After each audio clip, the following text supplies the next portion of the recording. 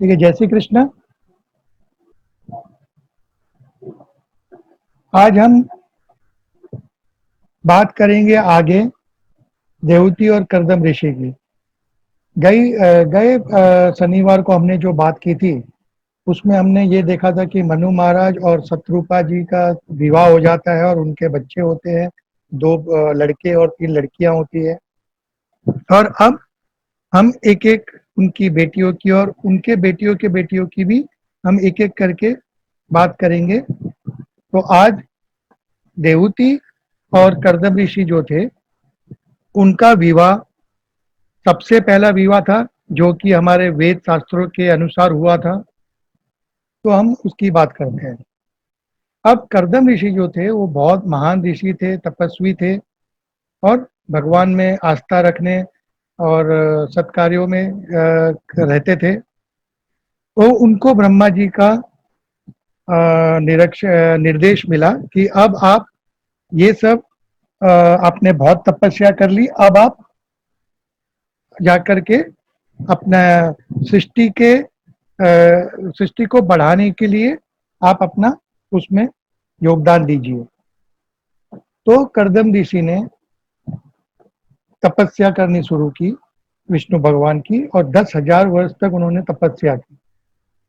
जब खुश होकर के विष्णु जी साक्षात प्रकट हुए तो मनु जी से उन्होंने पूछा कि बोलो तुम्हारी क्या इच्छा है, तुम्हें क्या वरदान चाहिए। तो मनु महाराज ने उनसे कहा कि प्रभु आपके आशीर्वाद से मुझे कामधेनु जैसी एक पत्नी दीजिए कि जो मेरे हर कार्य में मेरे साथ सहकार दे और मैं आपकी जो सृष्टि का जो गृहस्थ आश्रम है उसमें मैं प्रवेश कर सकूं।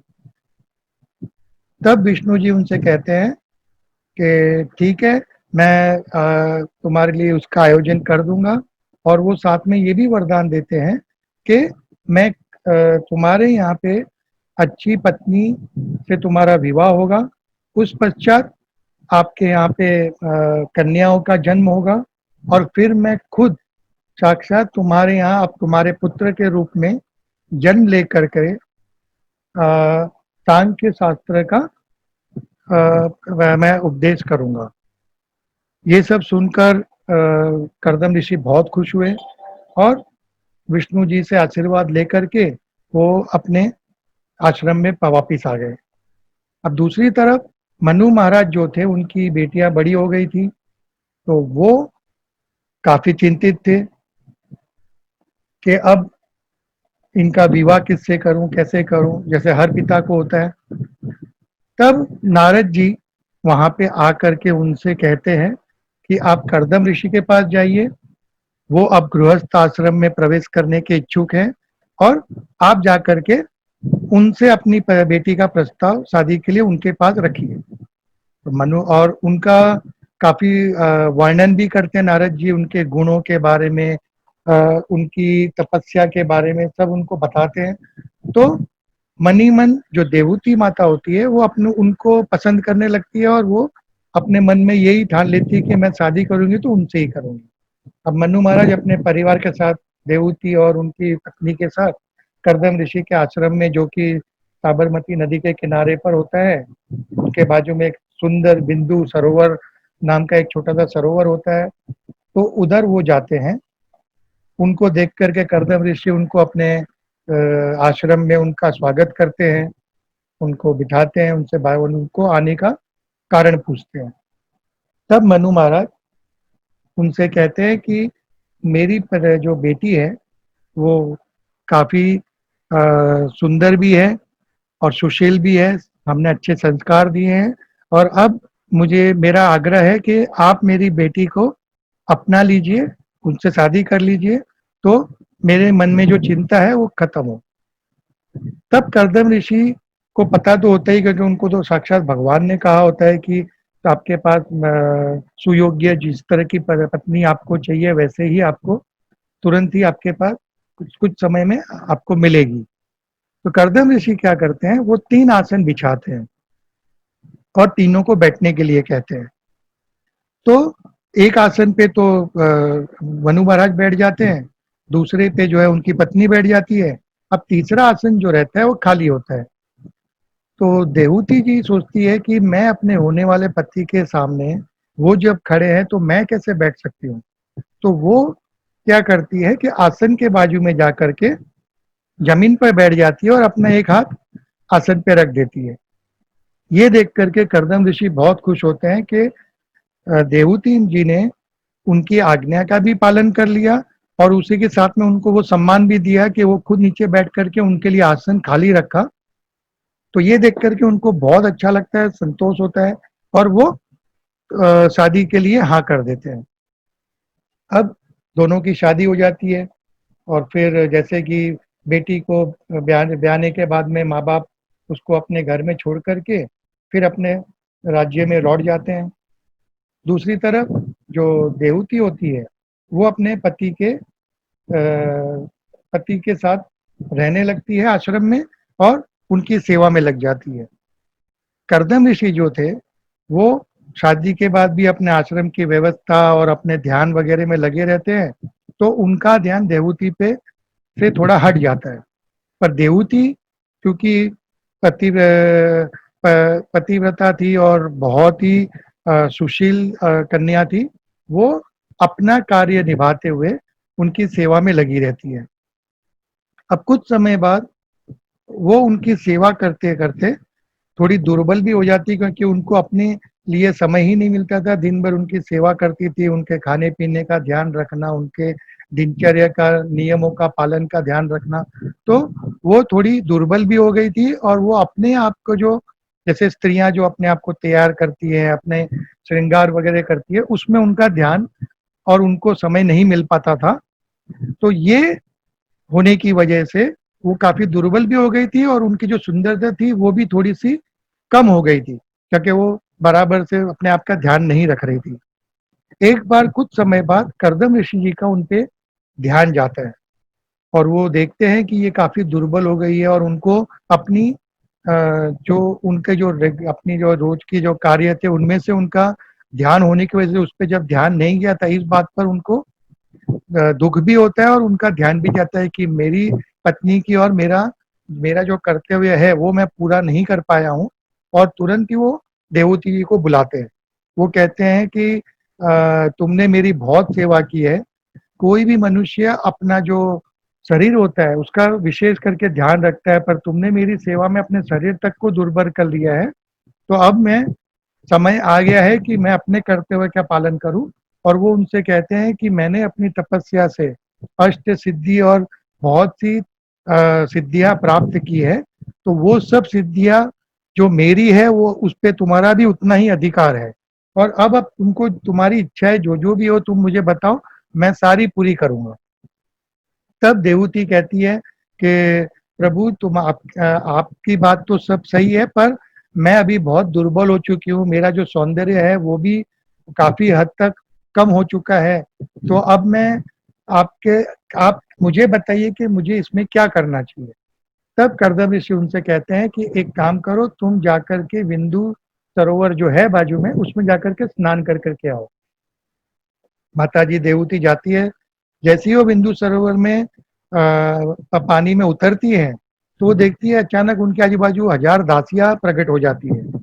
वो उनको अच्छे से स्नान करवाती है, उनके बाल धोती है, उनको बाहर जब स्नान करके वो बाहर आती है, तो उनको श्रृंगार करती है, उनके बाल बनाना, उनके बालों में फूल लगाना, उनको क्या तरह-तरह के आभूषण पहनाना, बहुत ही रत्न जड़ित जो उनके हार वगैरह हैं, कंगन है, वो सब से उनको पूर्ण तरह से उनका श्रृंगार कर के उनको वो कर्दम ऋषि के पास लेकर के आती है। तब उनको देख कर के कर्दम ऋषि भी मोहित हो जाते हैं कि वो जितनी सुंदर थी उससे भी ज़्यादा सुंदर लग रही थी। जैसे साक्षात सौंदर्य खुद श्रृंगार करके उनके सामने खड़ा हो। फिर देवहूति जी कहती है कि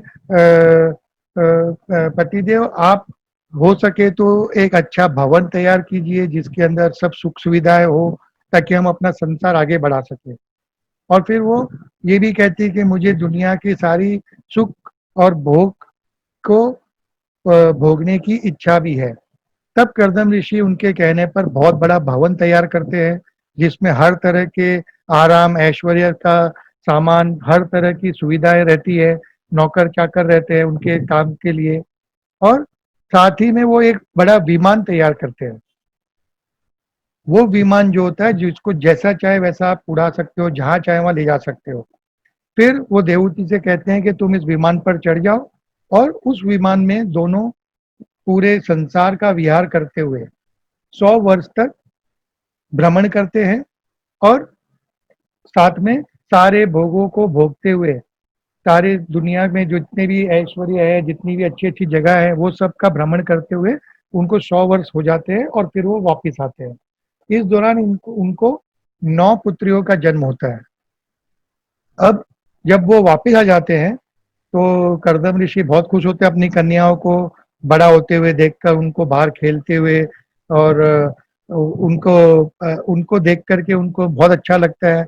पर फिर उनके मन में ख़्याल आता है कि अब मैंने जो करना था वो सब तो कर लिया, अब मैं संन्यास लेकर के मुझे भगवान की भक्ति में फिर लग जाना चाहिए। जब वो ये ख़्याल देवहूति को बताते हैं, तो देवहूति दुखी हो जाती है और वो उनसे कहती है कि आपकी बात तो ठीक है, पर आप जब चले जाओगे, तो मेरी देखभाल कौन करेगा? और फिर ये जो कन्याएँ हैं, उनका भी तो विवाह वगैरह जो करने की जो जवाबदारी है, वो भी तो आपकी ही है। ये बात सुन कर के कर्दम ऋषि को तुरंत भगवान की ये बात याद आती है कि उन्होंने जो कहा था कि तुमको पुत्रियों के बाद मैं स्वयं तुम्हारे यहाँ घर में जन्म लूँगा।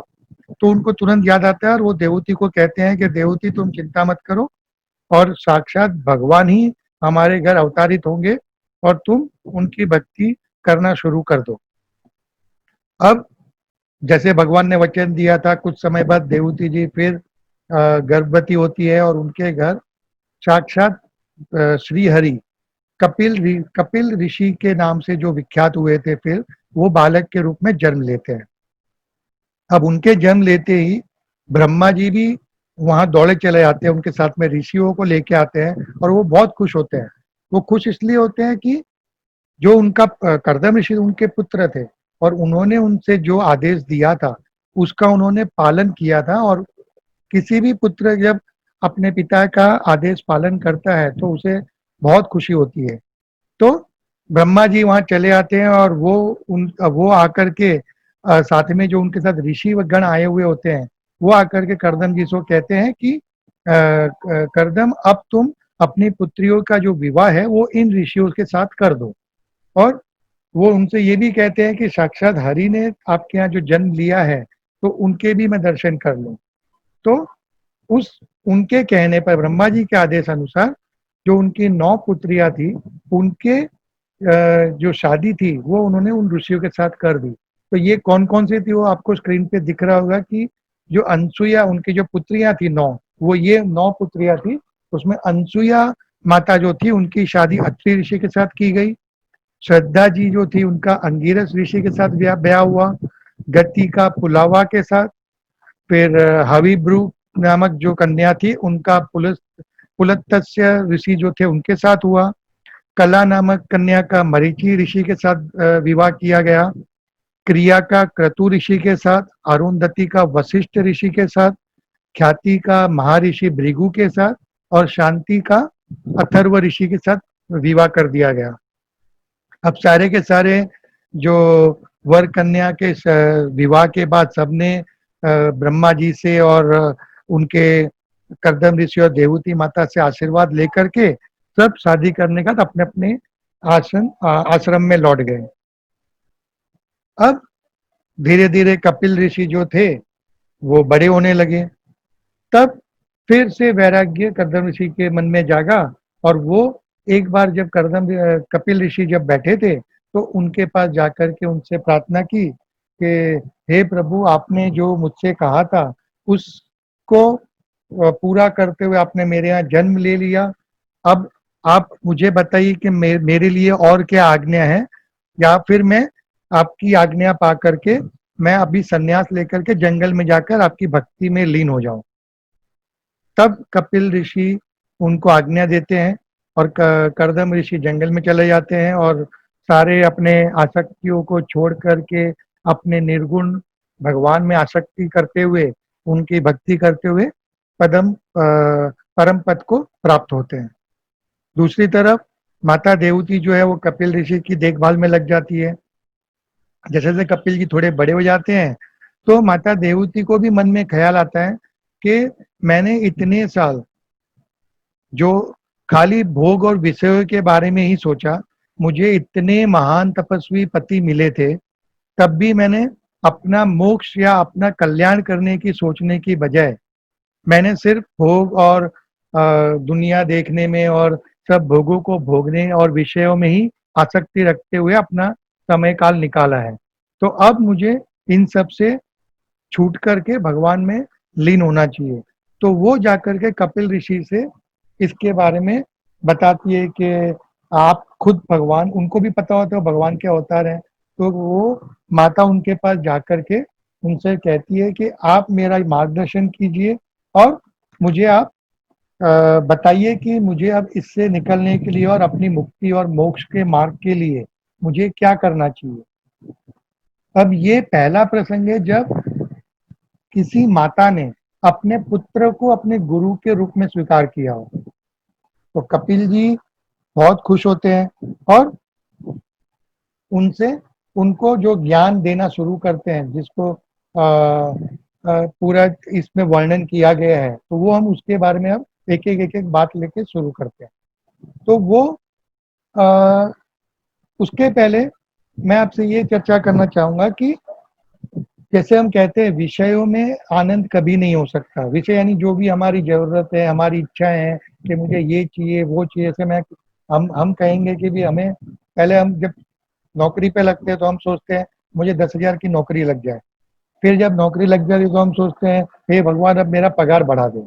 फिर जब उनको प्रमोशन मिलता है या आपको आपके बिजनेस में जब सक्सेस या आपको जब उसमें अच्छा काम होने लगता है तो आपकी आमदनी बढ़ जाती है और आपको पैसे मिलने शुरू हो जाते हैं। तो फिर आप सोचते हैं कि अब मुझे मेरी शादी हो जाए। फिर आप सोचते हैं मुझे बच्चे हो जाए। फिर आप सोचते हैं मुझे गाड़ी मिल जाए।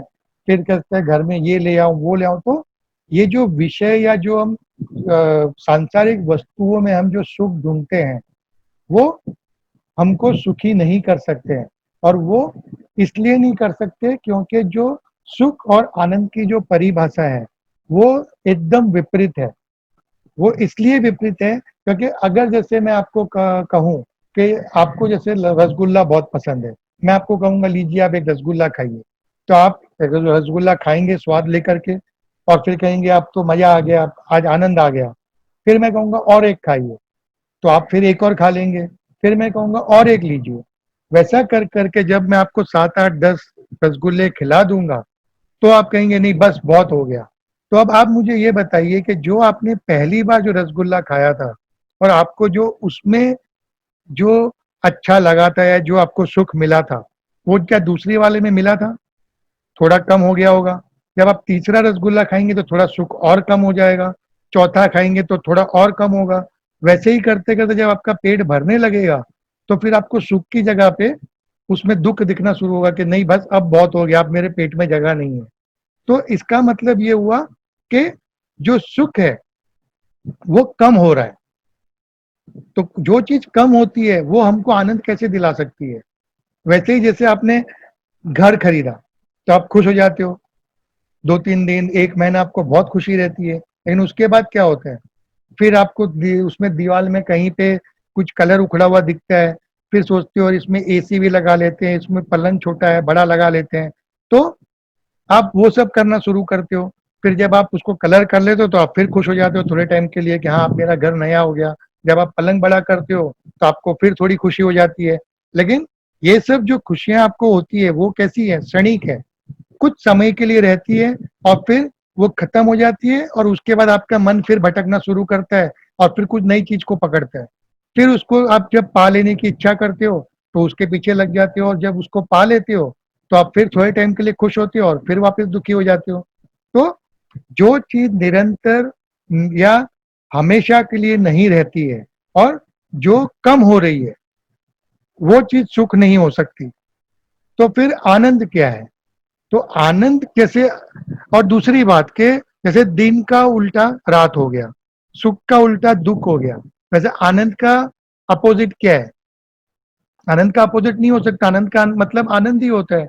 तो आनंद वो होता है जैसे कि आपने भगवान के दर्शन किए और आपको जो शांति मिली, जो आपको सुख मिला, उसे हम कहते हैं कि जैसे हम कहते हैं ना कि आज के आनंद की जय, वो क्यों कहते हैं कि आज आपने दर्शन किए, आपको आनंद हुआ, आपको शांति मिली, फिर आपने कल फिर दर्शन किए, तो आपकी जो भक्ति है, भगवान के प्रति आपकी जो श्रद्धा है, जैसे-जैसे आप दर्शन करते जाओगे, वैसे-वैसे आपकी श्रद्धा भी बढ़ेगी।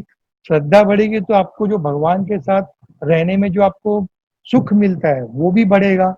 तो वो निरंतर आपकी भक्ति जैसे-जैसे बढ़ती जाएगी, वैसे-वैसे आपका आनंद भी बढ़ते जाएगा। तो जो हमेशा रहता है, वो आनंद है और जो क्षणिक रहता है, वो सुख है। तो हम इंसान क्या करते हैं कि हम सबके सब सिर्फ सुखों के पीछे भागने की कोशिश करते हैं, पर आनंद को प्राप्त करने के बारे में हम कभी सोचते भी नहीं हैं। और इसीलिए भगवत में या कहीं किसी भी आप धर्म के पुस्तक में देखेंगे तो वहाँ आनंद की बात कही गई है, सुख-दुःख की बात नहीं कही गई है। तो आनंद आपको कैसे मिल सकता है? तो भक्ति में मिलेगा, अच्छे कार्यों में जब आप किसी की मदद करते हो, कोई अच्छा कार्य करते हो, जैसे किसी भूखे को आपने खाना खिलाया, तो वो जो आपको आनंद होता है, जो निष्काम भाव से आपने कोई काम किया, जिससे आपको कोई लेना-देना नहीं था, लेकिन उसको संतुष्ट देख कर के जो आपको संतुष्टि होती है, वो आनंद है। जिस तरह आप जैसे किसी ने दान कर दिया, किसी को पढ़ने के लिए पैसे दे दिए, तो इन सब चीज़ों से जो कि भगवान के मार्ग माने जाते हैं या सत्कार्य माना जाता है, उसमें आपको आनंद आता है। अब आते हैं मन के ऊपर। अब अपने शास्त्रों में कहा गया है कि मन जो है, वो बंधन और मोक्ष दोनों का कारक है। क्यों कारक है? क्योंकि मन जो है, वो एक चाबी है। आपने ताले में डाली और आपने एक तरफ घुमाया तो लॉक हो जाएगा, एक तरफ घुमाया तो वो खुल जाएगा। अब वो जो चाबी है, मन को अगर आप अच्छी जगह पे यानी कि अगर भगवान की भक्ति में लगाते हो, तो वो आपके सारे बंधन खोल देगा और आपको भक्ति के मार्ग पर आगे लेके जाकर के भगवान से मिलन करवाएगा।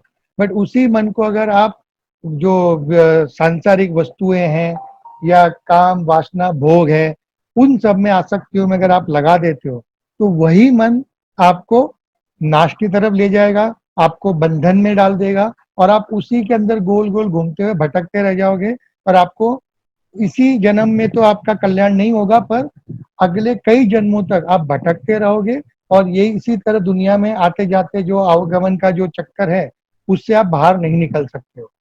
तो मन को जो है, उसको आप किस तरफ मोड़ते हो, उसी तरह से आपको उसका फल भी मिलेगा और या तो आपकी वो उन्नति करवाएगा या दुर्गति करवाएगा। तो अब जैसे हमने गई एक एक पिछले प्रवचन में हमने बात भी की थी कि मन बहुत चंचल है, बंदर की तरह उछलते कूदते रहता है, तो उसको किसी लकड़ी से बांध के रखना है। अब जैसे कि छुरी है, छुरी से आप छुरी इन द सेंस नाइफ, तो उसी छुरी से डॉक्टर ऑपरेशन करके के किसी को जीवन दान भी देता है और उसी छुरी से कोई गलत आदमी है तो वो किसी का खून भी कर सकता है। जैसे बंदूक भी उसी तरह आप उदाहरण ले सकते हो कि बंदूक जो है, वो आप किसी को हत्या भी कर सकते हो, तो वो उसका पाप लगेगा, उसका आपको फल पनिशमेंट भी मिलेगा। पर उसी से आप देश के लिए लड़ करके देश की हिफाजत भी कर सकते हो। तो बंदूक वही है, आप उससे क्या कार्य कर रहे हो, उसी तरह का आपको फल मिलता है, उसी तरह का आपको मान-सम्मान मिलता है।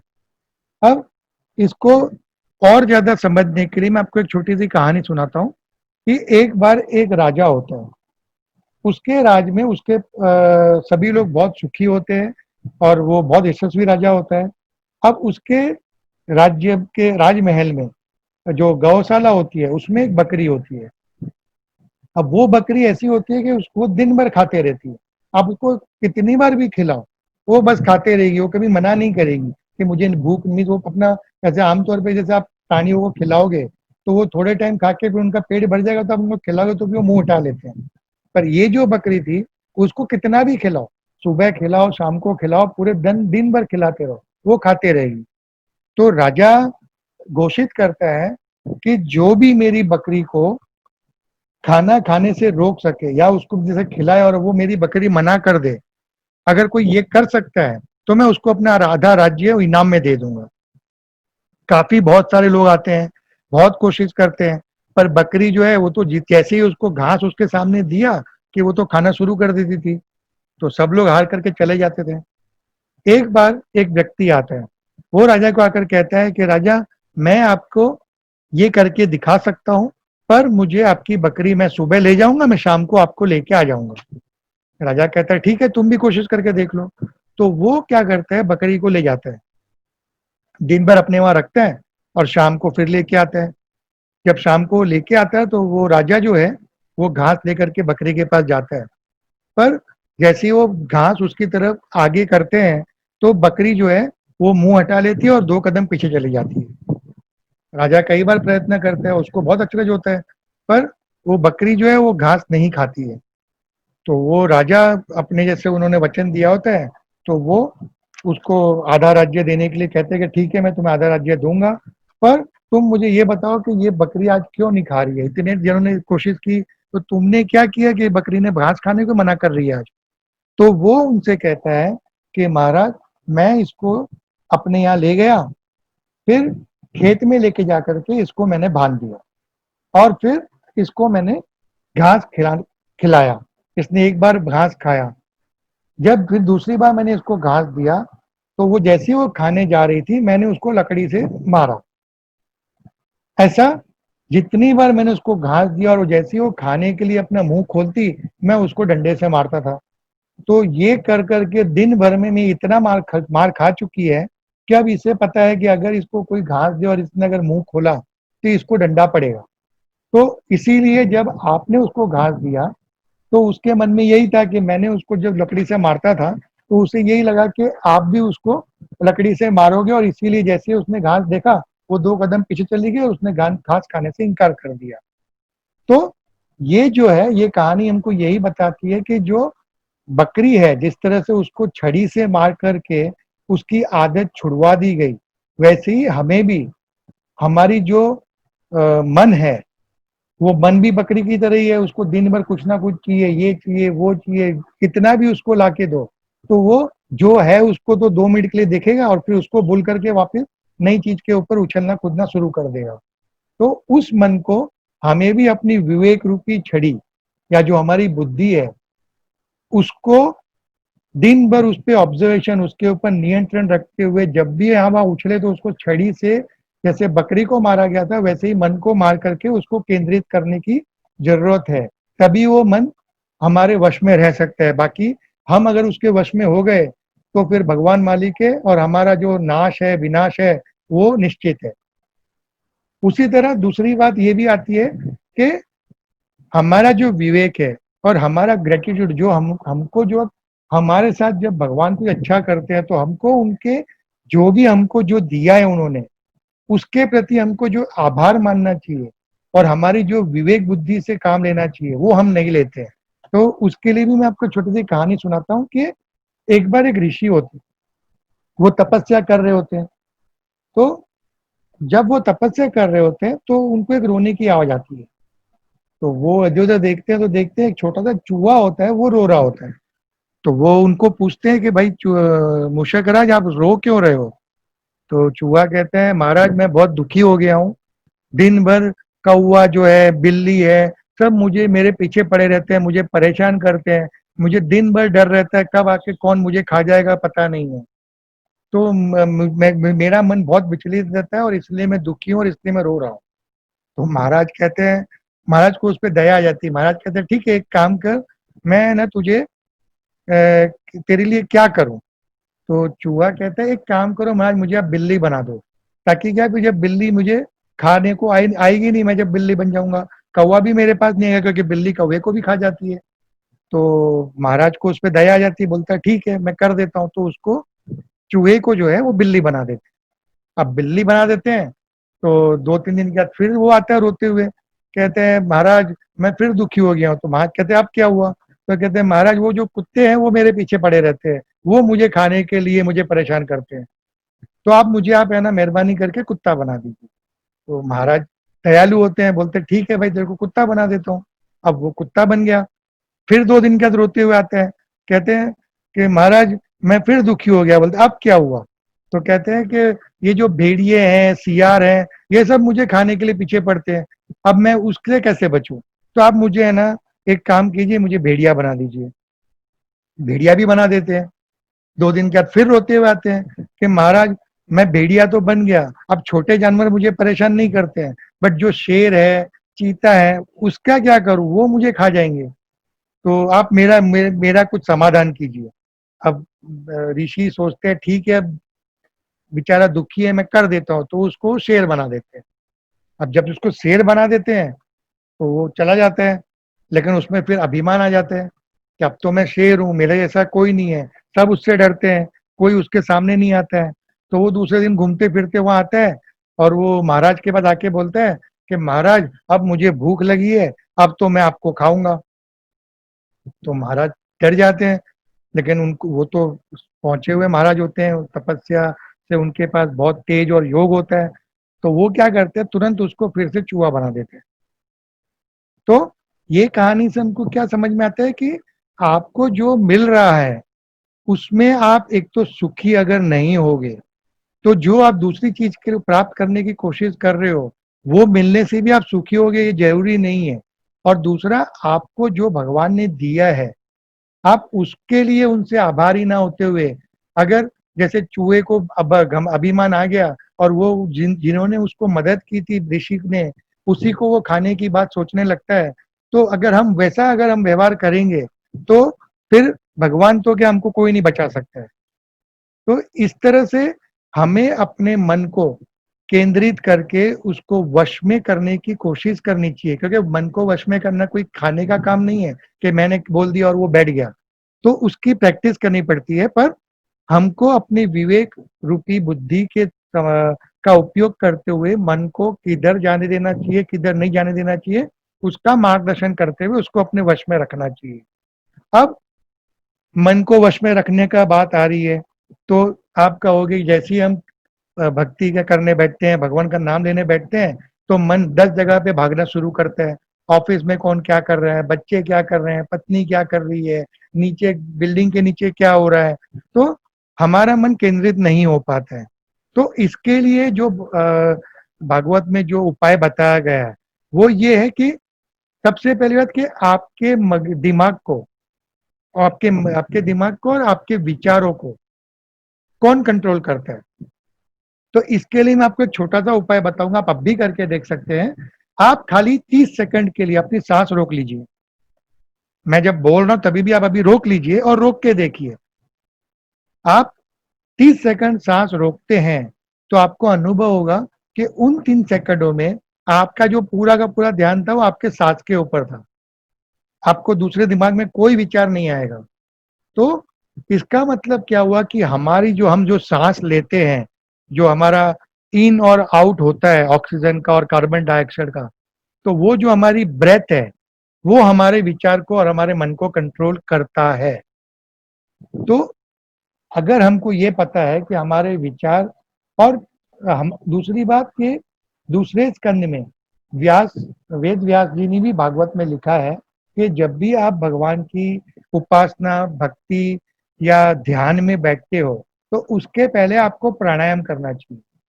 प्राणायाम इसलिए करना चाहिए कि प्राणायाम करने से आपकी जो रिदम है, आपका जो सांस लेना और छोड़ने की जो रिदम है वो एक लाइन में आ जाती है।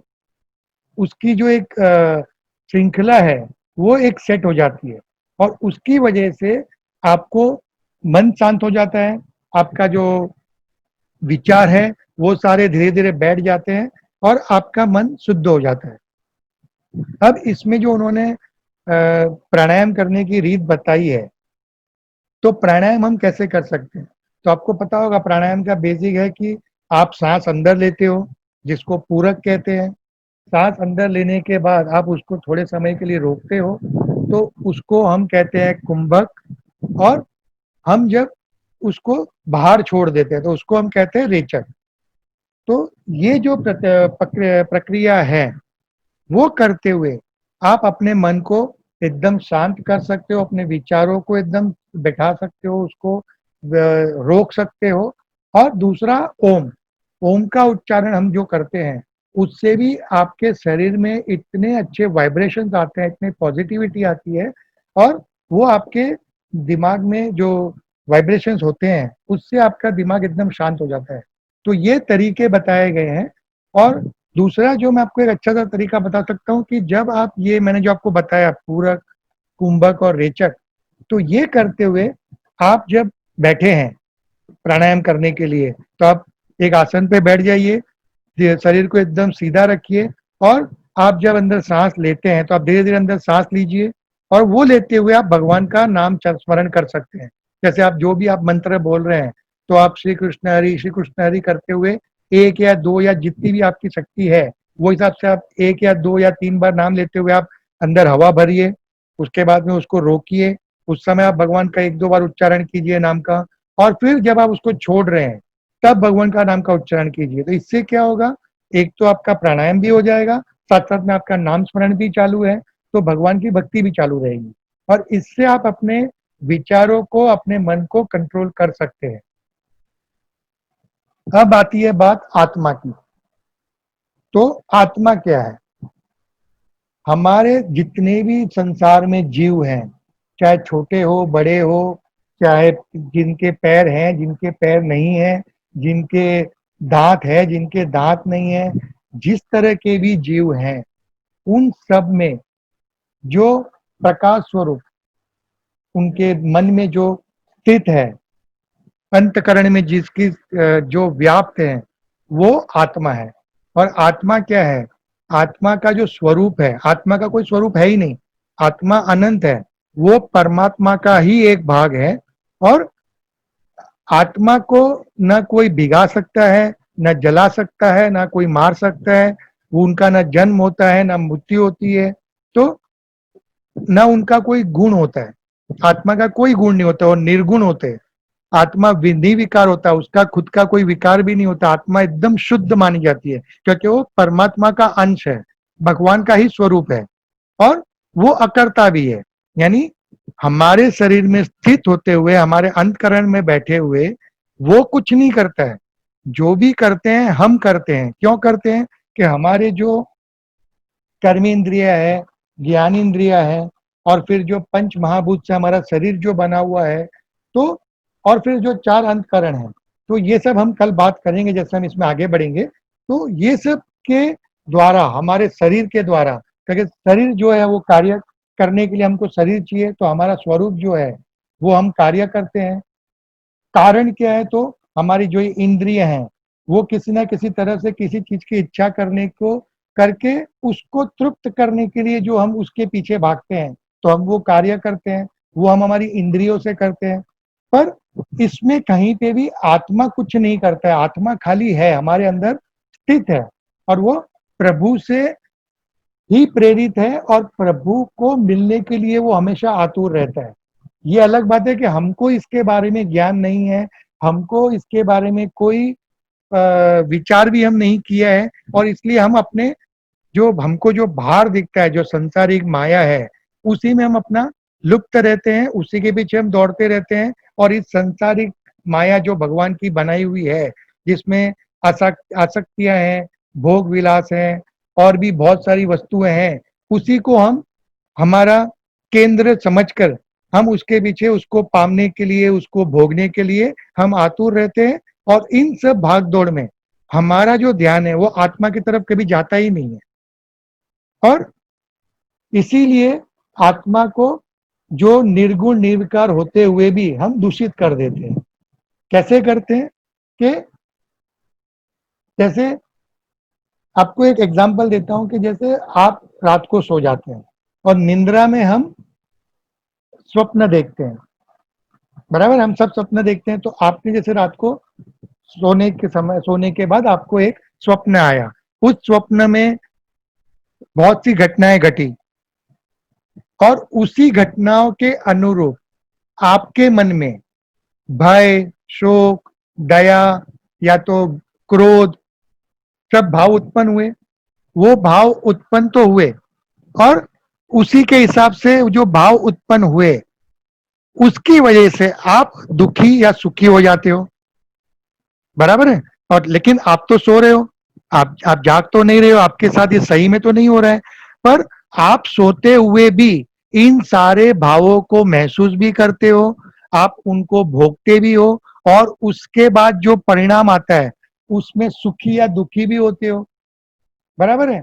उसी तरह से आपकी आत्मा तो अंदर है, जैसे अभी आप तो सो रहे हो, तो लेकिन आपकी आत्मा अंदर है, लेकिन आपका जो मन है वो विषयों का चिंतन करते रहता है, वो प्रकृति में जो भी उसकी लालसा है उसको पूरा करने के लिए उद्यम मचाते रहते हैं, और इन सब विषयों का चिंतन करते करते करते आप उसमें इतने डूब जाते हो कि आपको, आपके जो आत्मा है वो अपने आप को अपना स्वरूप को भूल करके वो अपने आप को विषयों के अंदर वो भी केंद्रित करने लग जाता है आपके थ्रू।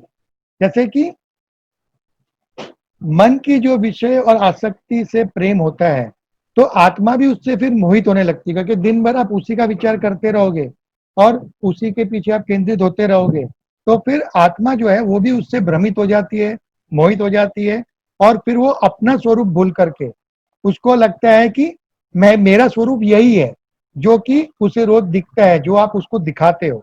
और फिर वो जो कर्म करते हो आप, जो हम सभी जो कर्म करते हैं अपने आकाशक्तियों को पाने के लिए, तो वो जो आत्मा है वो उसको लगता है कि वो कर्म उसी के हैं, और वो खुद अकर्ता है। अकर्ता क्या है वो भी हम आगे समझेंगे जब हम भगवत गीता की पूरी चर्चा करेंगे, कि अकर्ता का मतलब होता है कि आप कार्य करते हुए भी आप कार्य से दूषित नहीं होते हैं, यानी आपका शरीर जो कार्य कर रहा है उससे दूषित ना होकर के आप खाली उसको एक दार्शनिक की तरह उसको देखते हैं, आप खाली दर्शक बनकर देखते हैं, तो वो होता है अकर्ता। लेकिन वो अकर्ता होने की वजह जो उसका स्वरूप है आत्मा का, वो अपने आप को कर्ता मानने लगता है, और उसमें कर्ता मानने की भावना आने से उसमें फिर मैं और मेरे की भावना आनी शुरू होती है, और मैं और मेरी भावना आई तो उसके पीछे पीछे अहंकार आता है, और अहंकार आने की वजह से वो अपनी खुद की जो प्राकृतिक स्वरूप है वो छोड़ करके दूषित हो जाता है, भ्रमित हो जाता है, और अहंकार की वजह से उसकी जो खुद की जो कहते हैं ना कि जैसे वो अकर्ता है, स्वाधीन है, खुद साक्षी है और आनंद स्वरूप है, वो मिट करके वो क्या हो जाता है, परतंत्र हो जाता है, वो जन्म मृत्यु के जो बंधन होता है उसमें फंस जाते हैं। क्योंकि फिर जन्म मृत्यु का बंधन क्यों होता है, क्योंकि हम परमात्मा और आत्मा का भेद नहीं समझ पाते हैं, और उसी की वजह से वो अपनी स्वाधीनता, क्योंकि वो तो स्वतंत्र है, आत्मा का कोई स्वरूप ही नहीं है, पर हमारे इन कार्यों की वजह से भ्रमित होकर, दूषित होकर के वो अपने आप को बंधन में बांध लेता है, और वो खुद अपने आप को ही कर्ता समझ करके अब अपने स्वतंत्र को खो करके परतंत्र हो जाता है।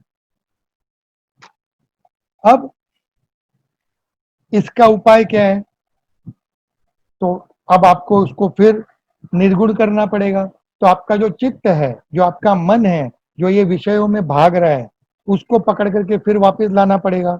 अब वो ऐसा तो है नहीं कि आपने उसको बोला और वो चुपचाप अच्छे बच्चे की तरह के बैठ गया, तो उसके लिए फिर एक ही रास्ता है कि भक्ति और वैराग्य। क्योंकि भक्ति करने से आपको ये जो सांसारिक सुख, मोह और विषय है वो आपको छू नहीं सकते हैं, क्योंकि आपका जो मन है वो जब निर्गुण जो, क्योंकि जो आत्मा का स्वरूप है वही भगवान का स्वरूप है, और आप जब उस परम ब्रह्म भगवान के प्रति आपकी जब आस्था, आसक्ति और उसकी तरफ जब आपका मोह बढ़ता है तो ये सब चीजें आपको फिर क्षीण लगती है, आपको लगता है ये सब में कुछ रस नहीं रह गया है, आपको सिर्फ उन भगवान के पीछे ही आप फिर आपका सारा ध्यान और मन केंद्रित होता है। पर ये एक दिन में नहीं हो सकता है, और ये इतना सरल भी नहीं है। इसके लिए आपको रोज और निरंतर प्रयास करना पड़ेगा, प्रैक्टिस करनी पड़ेगी। पर इसलिए मैंने आपको कहा कि बहुत सारे उपाय करने से अच्छा है कि आप सिर्फ भगवान का नाम स्मरण का नियम ले लीजिए। आप जैसे जैसे भगवान का नाम स्मरण करते जाएंगे तो आपका मन अपने आप उसकी तरफ खींचता चला जाएगा, अपने आप आपकी भक्ति बढ़ती जाएगी। और जैसे जैसे आपकी भक्ति बढ़ेगी, आपकी आसक्ति बढ़ेगी, आपको कुछ करने की जरूरत नहीं है, आपका मन अपने आप जो दूसरी चीजें हैं उसको, उसका जो भगवान से जो उसका कंपैरिजन हो ही नहीं सकता है, पर आप जब उससे कंपैरिजन करते हो तो उसको समझ में आएगा कि ये सब जो चीजें हैं वो सब तुच्छ है, और भगवान परब्रह्म जो है, जो निर्गुण है, निराकार है, और सब सारी सृष्टि के जो स्वामी भी है, वही भक्ति करने के योग्य है, उनके आसक्ति करने के भी वही योग्य है। तो आप जब ये भक्ति और वैराग्य अपने मन में ले आएंगे, और वो लाने का सरल तरीका है नाम स्मरण। आप खाली नाम स्मरण कीजिए, वो अपने आप आपके पास भक्ति और वैराग्य आना ही है। और ये मेरे वचन नहीं है, भगवान के वचन है। तो ये सब बात करते हो, ये सब मैंने आपको इसलिए बताया क्योंकि ये सब चीजें सांख्य शास्त्र जो कपिल ऋषि ने देवहूति माता को समझाया था उसी के भाग है। और दूसरा उन्होंने अष्टांग भक्ति योग समझाया है। तो ये सब चीजें मैंने आपको इसलिए समझाई क्योंकि जिस तरीके से भागवत में वो लिखा गया है, अगर मैं वो पढ़ करके आपको सुनाऊंगा तो शायद आप लोग समझ तो पाएंगे, पर आप समझने के लिए रुकेंगे नहीं, क्योंकि उसकी जो भाषा है वो इतनी अलौकिक है, पर उसको समझने के लिए और उसका जो वृत्तांत है वो इतना डीप है कि उसके लिए शायद मैं भी अभी तक तैयार नहीं हूं। तो मैंने इसलिए आपको, और मेन जो मेरा जो केंद्र है कि बच्चे और जो युवान है उनको सिंपल तरीके से, एकदम सरल तरीके से उनको जो समझाया जा सके, जो उनके दिमाग में एक चीज बैठा सके, उस तरह से मैं आपको समझाने की कोशिश कर रहा हूँ। और कल का जो हम ये सांख्य शास्त्र और अष्टांग भक्ति की जो हम इसकी आगे जो बात करेंगे, उसमें जो कपिल ऋषि ने भगवान को पाने की जो बात की है, किस तरह से उसके जो उपाय बताए हैं, तो वो हम विस्तार से उसकी बात करेंगे। वो शायद इससे थोड़ा और डीप जाएगा और आपको उसका पूरा एक जो पर्पस है या उसका जो एक सार है वो आपको पूरा मिल जाएगा। तो सांख्य शास्त्र क्या कहता है कि ये जो है वो केवल ज्ञान नहीं है, ये पूरा एक सिद्धांत भगवान ने बताया है कि जड़ वस्तुएं जो है और हमारी आत्मा है उसको आप कैसे समझोगे, उसको समझ के आप उसके साथ क्या कर सकते हो जिससे कि आपकी या तो उन्नति हो या आपकी दुर्गति हो, या तो आप मोक्ष प्राप्त करेंगे या आप इस भौतिक सुखों में बस करके आपका जो इस संसार में जो आवगमन का जो चक्कर है उसमें आप फंसे रह जाओगे। और अष्टांग भक्ति योग क्या है कि आपके चित्त, आपका मन, आपकी आत्मा जो है उसको शुद्ध करना और उसको भगवान के अंदर उनकी भक्ति में समर्पित करना, और उसी में लीन होकर के उस लेवल तक या उस योग तक जाना कि जिसमें आप और भगवान एक हो जाए। तो उसमें उनके भक्ति के क्या क्या स्वरूप है, भक्ति के क्या क्या तरीके हैं, वो सब हम कल बात करेंगे। और इसको समझ के, इसमें जो इन्होंने समझ दी है उससे आपके बहुत सारे जो हमारे क्वेश्चंस होते हैं, हमारे जो प्रश्न होते हैं या हमारी जो दुविधाएं होती है वो सारी आपकी दूर हो जाएगी। और मैं आशा रखता हूँ आज भी जो मैंने आपको बताया उससे भी आपका जो बेसिक नॉलेज है भगवान के प्रति या आत्मा के प्रति या हमारे मन के प्रति, वो जरूर आपके मन में एक साफ पिक्चर आ गया होगा। और जितनी चीज हमारा जो मन है या हमारी जो बुद्धि है उसको आप जितनी सिंपल या सरल बातें कहोगे उतना वो उसको अच्छे से ग्रहण कर पाएगा, और जितना आप उसको कॉम्प्लेक्स करके बताओगे तो फिर वो उसमें भ्रमित हो जाएगा।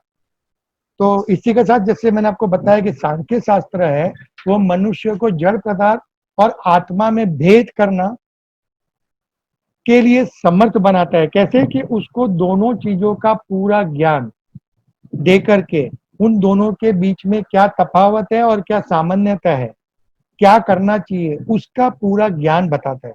और सांख्य और भक्ति दोनों एक साधन के दो स्वरूप है, दोनों अलग अलग नहीं है।